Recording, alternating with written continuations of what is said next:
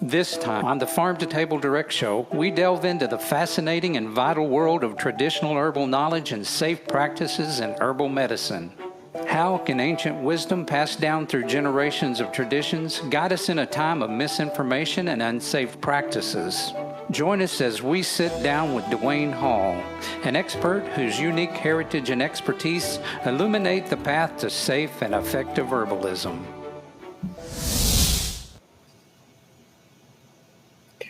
Dwayne is a national speaker on all things homesteading, from wild crafting to animal husbandry. He has studied microbiology and has a degree in agriculture. Dwayne is a Cherokee citizen, and as a child, he spent much of his time on the Navajo Indian reservations, making him an expert on all native and traditional medicines. Dwayne can also teach on so many other topics, from meat goats to herbalism to emergency preparedness, rainwater collection, and so much more. Dwayne, welcome to the show. Thank you guys for having me. It's an honor. We sure appreciate you, taking the time to be with us tonight. And I think what we've got to tell them tonight is going to be important for preparing the immune systems of their children. And so without further ado, I want to just kind of get right into it, Dwayne. So can you tell us a little bit about your background and how you got started in herbal medicine? Well, that started years ago. My mother was the youngest of my granddad's children, and I happened to be her oldest. So about the time my granddad decided to stop farming, and I was big enough to follow behind him. And so I became my granddad's shadow. And I did not know this at the time, but I'm the one that my granddad decided to pass everything down to. And so as we would take our daily walks, whether it be cutting wild sunflowers out of the field because the land was in what at that time they called the soil bank, and we had to keep it at a certain level. He and I were cutting sunflowers, to fishing, to hunting, to just living life. My granddad was always going, okay, you can eat this plant. You can't eat this one. This one's poison. This one looks just like it. This plant's good for this, for medicine. We can do this. We can do that. And so I thought as a kid, everyone's granddad did this. I didn't know how special it was for him to be passing this knowledge down to me. And so I was really impressed. I remember one time that really stands out in my memory. My granddad was very important to me because he was a man that, well, he accidentally shot his right hand off when he was 19 out squirrel hunting, providing for his family. He had a double-barrel shotgun, come in, wooden porch, had it up on top of the barrels, slipped off, double hammers, hit it, shot his hand off. So he went to college, played college football, raised 6 kids and farmed with one hand. Okay, so I never knew what disability meant. And so we were out squirrel hunting one day in the fall of the year, and my granddad says, would you like some honey? I'm going, yeah, I'd like some honey, Granddad. He said, okay. And by this time, I'd learned not to ask a lot of questions, just listen and go. Okay. And as we were walking down through there, he started picking certain plants. And I didn't know what he was doing, but I was watching him. And he picked these plants and he put them up in his crook of his arm right here. And he went to rubbing the arm that he had a hand on, running them through that plants. And we walked a little while further, and sure enough, right there up in the tree was a big old bee tree, his honeycomb hanging out, everything. He knew where this was at already. That's why he asked me. And I saw him reach his hand up inside that tree and pull out a big, huge clump of comb and never got stung. Wow. So I just have to ask you at this point, what was he doing when he was rubbing those plants? What was that about? He knew what plants to rub on his arm to mimic the life of those bees, that they didn't see him as an invasion. Oh, makes total sense. Camouflage. That's right. He was camouflaging himself. And I mean, he'd been teaching me all these things, but still at my age, I'm 65 years old now. That impressed me. It's very impressive. It is impressive. Yeah, I mean, I'm a beekeeper now, and you know, I'm not sticking my hand off in the middle of a hive like that just to see what they do, especially reach in and grab some comb out. Where's your faith, Dwayne? Might sting a little. That might. But, So that was my early on learning from my granddad. I got to spend a short time on the Dene or the Navajo reservation, and I got to learn a little bit of their medicine. And then later on, I had the opportunity. I studied on and off for 25 years under a Cherokee medicine man before I was ordained into the Native American Church. And so I've made it my life's goal to study and learn as much as possible, to look at what the Creator has given us here on this earth. Because everything we need is here. Yeah. So now, how has Cherokee and Navajo tradition shaped your approach to herbal medicine? How is it different, let's say, than traditional medicine?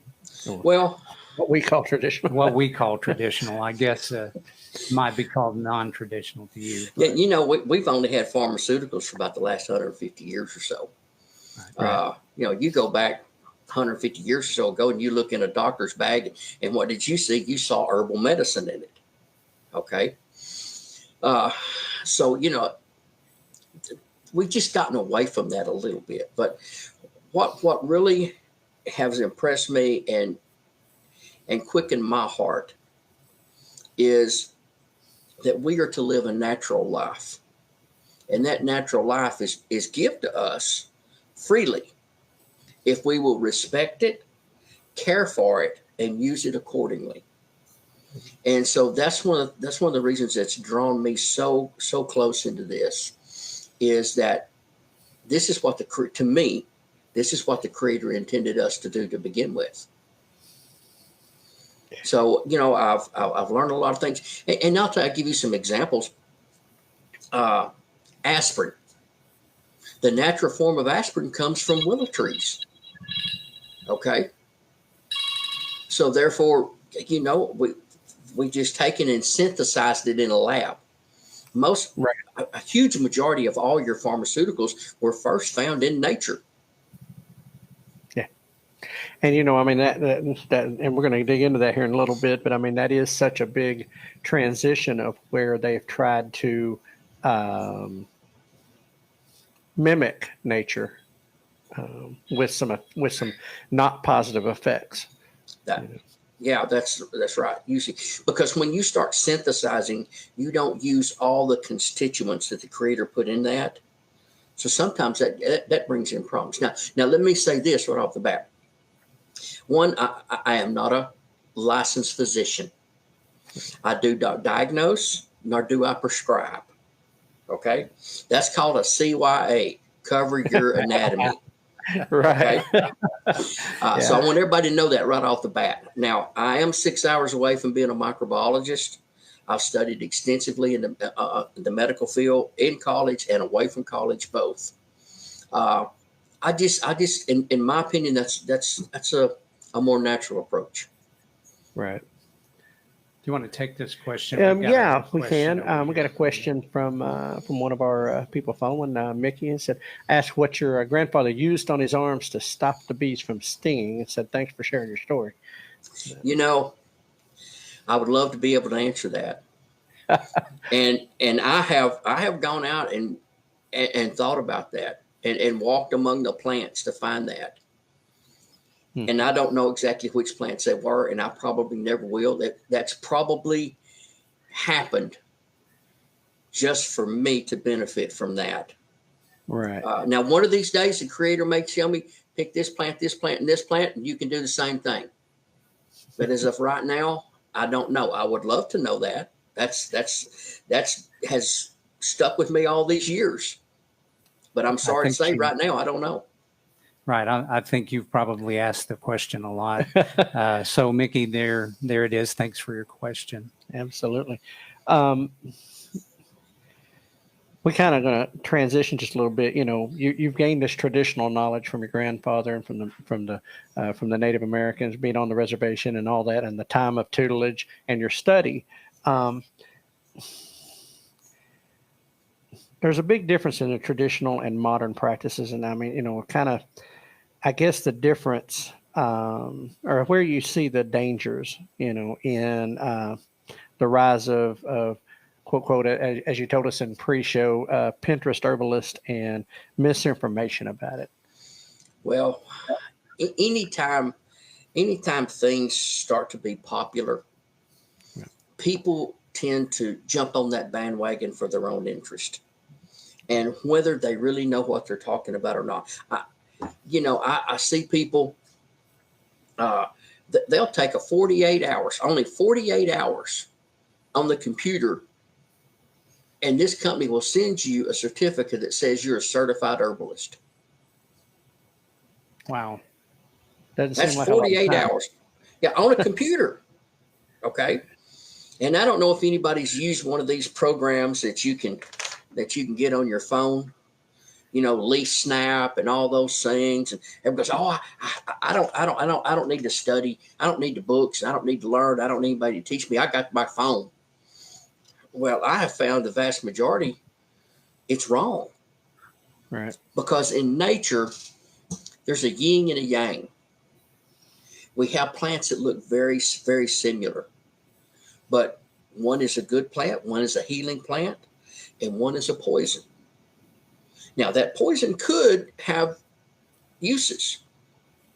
A good example of that is wild carrot or Queen Anne's lace. Looks very close to hemlock, poison hemlock. Right. And if you don't know those little tattletale signs in there that differentiate the difference between them, you could be picking poison and eating it instead of picking wild carrot.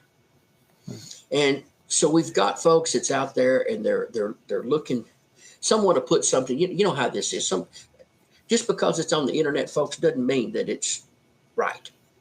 Okay. There's a lot of people put things on the internet just to get clicks and get some notoriety. And so we're seeing a lot of this out there today.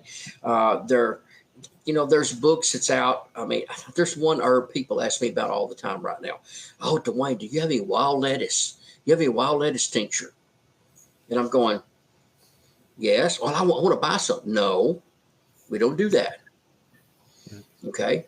Those are ones that are reserved for emergency uses under the tutelage of an advanced herbalist, because they can have repercussions. Just because it occurs in nature doesn't mean you can just willy-nilly do whatever with it. Okay. Right. And so we see people putting these things out there, and they took that 48-hour class online, and now they've got a certificate.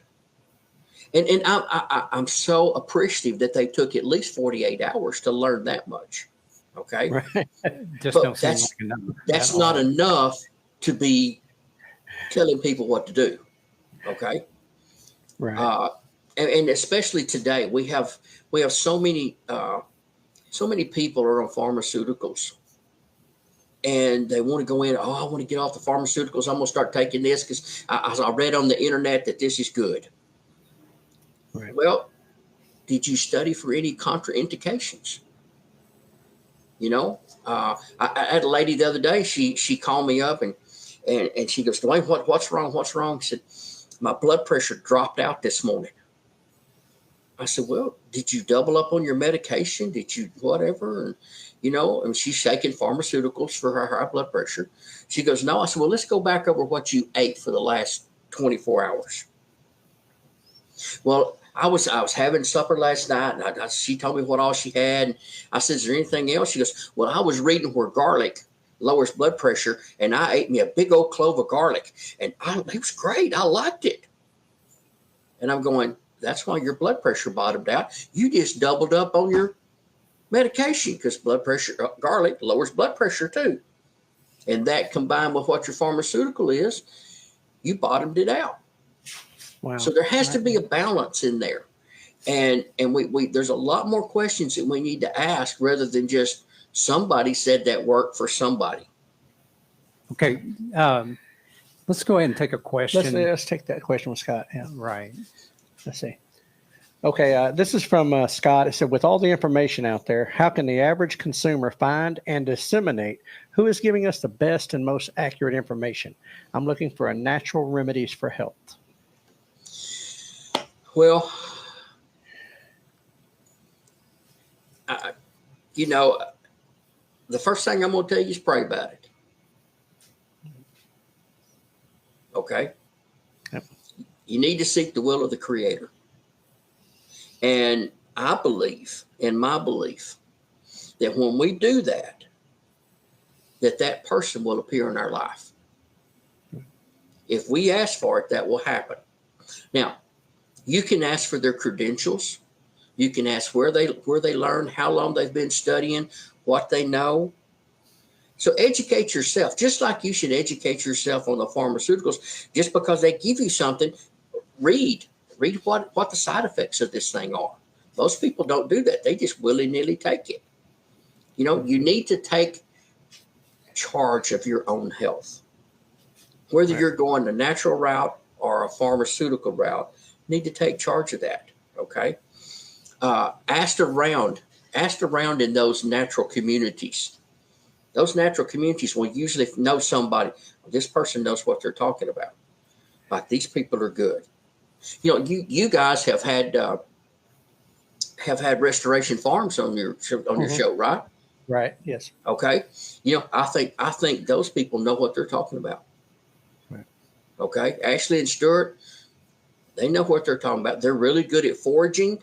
They know a lot about herbs and stuff. They're well on their way, especially for their age. And I'm saying 65, so I'm saying especially for their age. Mm-hmm. Okay. Right. I think they're far along there. But you start in that community and start asking people, and do some prayer work about that, and listen to your heart. If you feel in your heart that something's not right with this person, I wouldn't follow what they say. Right. Okay. So I just want to back up a little bit about something that you said there. And it was that people should take personal responsibility for their own health. Seems to me that we abdicate our responsibility for our own health to those people who have credentials, meaning to say, we just put our full faith and trust in the scientific medical system. Okay. And I'm not knocking that. Okay. I know that there are a lot of good doctors out there. But a lot of those good doctors are also beholding to their teaching, one. The other thing is that they're beholden to three-letter agencies. And I would say since 2020, a lot of people, including myself, I have begun to mistrust, whether they're looking after the best interest of myself. And the main question here, again, is about abdicating responsibility to somebody that's got an MD or another thing to their name, simply because we've been taught over this period of time to trust them with your health. There's only one thing we should put 100% trust in. Right. And that's the Creator. Amen. Someone comes to me. I'm not here to tell them what to do. I'm here to guide. That's all I'm here for. I'm here as a guide.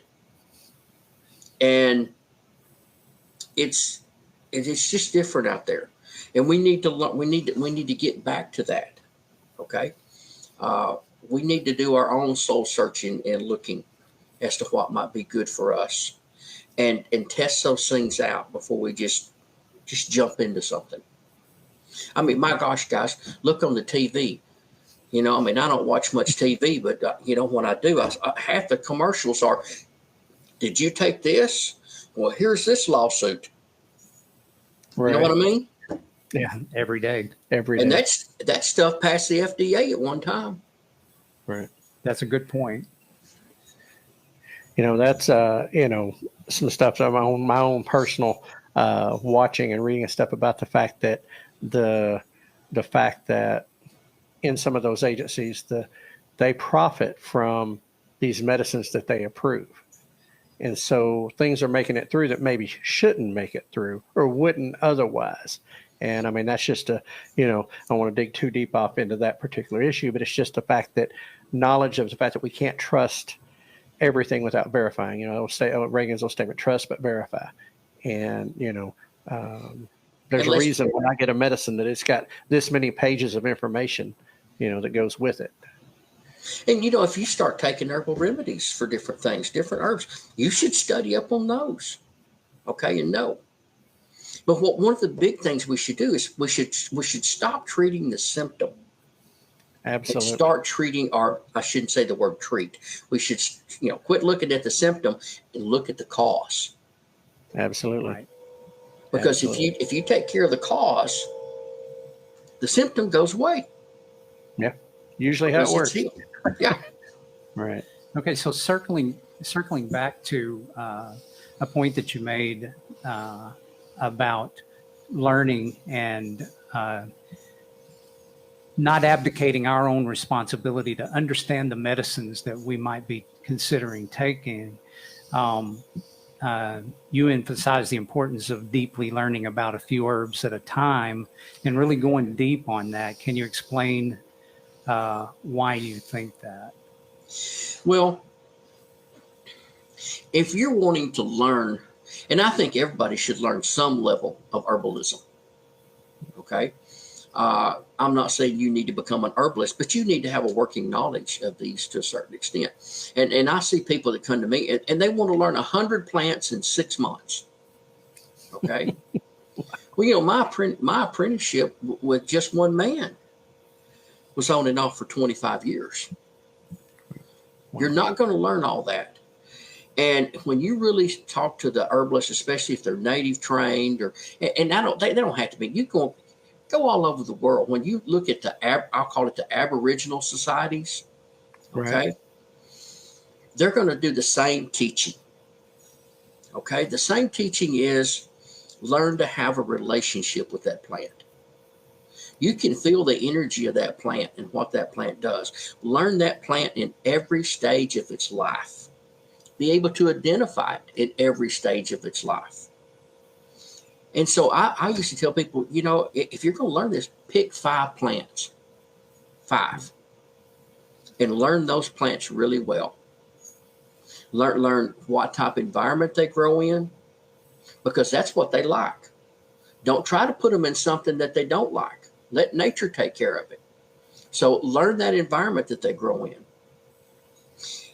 Learn what they look like as they're coming up. Learn what they look like is that right before they flower. Learn what they look like when they flower. Learn what they look like when they go to seed. Learn what they look like when they shed their seeds. And then learn what they look like when they're asleep during the wintertime. People say, why do you want to know that? Mm-hmm. Well, because that tells me if I'm out searching a place and I know what's left of that plant looks like, then that tells me where I can find that plant next year. Right. Okay. We should learn those things. But we've gotten away from that because we don't spend enough time in nature. Right. We've definitely got away from, all of that. And now, what about when we're reaching out to, I know that there's books, I know that there's YouTube, Facebook, and we can learn from different people. But what about in-person human learning? There's just, you can learn and you can study books, but there's not a substitute for what we call a two-legged teacher. Right. Okay? Because you can only learn so much out of a book. That two-legged teacher can teach you not only what's in that book, but what they have experienced and what they were taught that their teacher experienced and what their ancestors experienced. You can't write all of that in a book, because the only thing you can count as a truth is what you have experienced yourself. Right. And so when you have a teacher that will walk you through and help you identify those things and teach you little bitty nuances of the plants and how to care for them and how to love them and how to harvest them respectfully and how to be able to care for them once you harvest them and then how to make the medicine out of them. Those are all things that it's just hard to do without human interaction. You know, you brought that up, and you were talking about the where to find a plant, what the plant is, and it goes by the difference between wild crafting and herbalism, and can you kind of explain that to us? Oh, there's a huge difference because everybody comes to me and go, I want to learn 100 plants in the next 2 weeks, and I want to know where to find them, what to do with them. No, herbalism is the use of those plants and their uses in helping people with their health. That's herbalism. Wild crafting, on the other side, is finding those plants, knowing where they live, how to harvest them respectfully, how to be able to prepare those plants, say how to dry them, how to store them, what to do with them, but mainly how to be able to find them in nature. I remember, if y'all remember several years ago, the big craze was echinacea or purple coneflower. Right. All right. And man, it was just, the root was selling like crazy. People were buying it like crazy. And I remember driving down Highway 20 and I saw, because I knew there was a huge, the whole side of the road was just covered in purple coneflower out on the prairie. But it's right next to the highway. And the people were out there digging every plant because they were in it for nothing more than the money. Right. They were digging every plant and they were going to sell that to someone. Well, that was right next to that highway. All the toxic fumes off the gas, all the pieces of the tire, all the oil, all the toxic stuff, the rainwater that comes off of the asphalt, those plants absorb that. Those people had no ethics about what they were doing. Not only did they pick an inferior plant that should not have been used for medicine, right, they killed the entire patch. Wow. Because they did not harvest that respectfully. See, we will never harvest. I will not harvest a plant until I see that plant 4 times. I have to see it 4 times. Okay. And when I harvest, I will never take more than 1/4 of that particular plot. And I always harvest from the inside of those surrounding plants. So that way the seeds can fall in and grow and the seeds can fall out and grow. If you pull from the outside, you contain it. If you pull from the inside, it will still continue to grow. And in our tradition is we always send a prayer to see if we should harvest some of those plants, and we give them an offering of tobacco or a bead or sage or something like that. That's in respect. That's just like when you sit down to eat, you offer a prayer, right? Mm-hmm.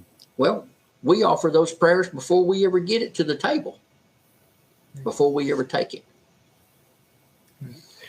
So it just comes down to simple respect, and then also, only respect. I say respect for the plant and nature and what it's provided, but honestly, even respect for yourself, because like you were saying, taking it off the side of a road where who knows what was getting on that, it's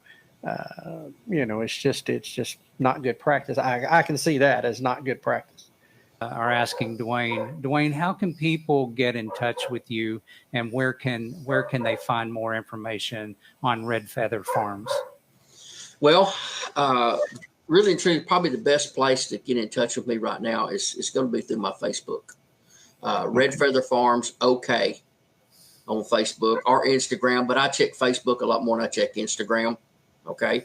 And I'll tell you folks, if you message me on that, don't think I'm going to get back to you in 5 minutes, because I look at it. I don't have my little phone going off because my phone would be going off constantly. Okay. Right. But you can message me, and when I get time, I'll sit down and look at my Facebook. I'll answer you back. I'll get back with you that way. And what we'll probably do, depending upon if I can answer your question then, it's real simple or whatever. If not, then we may trade phone numbers. Okay, because I can talk a lot easier than I can type.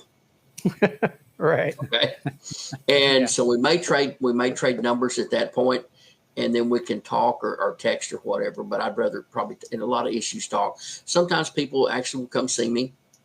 All right. No, just wanted to once again say thank you to Dwayne for being so gracious to share his knowledge with us. And You it's know, time, definitely. not we don't only just learn, but I feel like in this community, really want to shout out to everybody that's been participating in the growth of this Absolutely. community, and how building this community is really important. And we actually believe that we're stronger together, and we Absolutely. actually believe that we are the solution to a lot of the problems that we see going on locally, Yep. in our state, in the United States, and as a matter of fact, in the entire world. Right. And the homesteading community exhibits everything, I believe, that is the solution to those problems. Oh, And 100%. Dwayne,